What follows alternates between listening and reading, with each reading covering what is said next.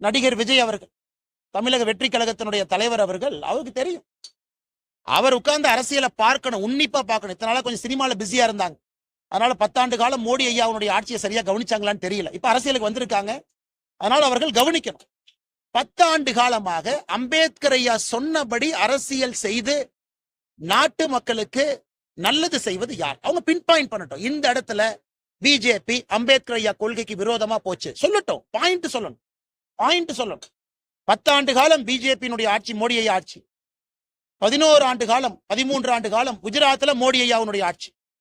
ஒரு இடத்துல அம்பேத்கர் ஐயாவுக்கு எதிராக நாங்கள் நடந்து கொண்டோம் அப்படின்னு ஒரு கட்சி வாய்க்கிலேயே உதயநிதி ட்வீட் போடுறார். அந்த ட்வீட்ல ஒரு லைன் போடலாமே, இது அம்பேத்கர் ஐயாவுக்கு எதிரானது. அம்பேத்கர் ஐயா கொண்டு வந்த அரசியலமைப்பு சட்டத்துல ஒரே நாடு ஒரே தேர்தல் இருக்கு.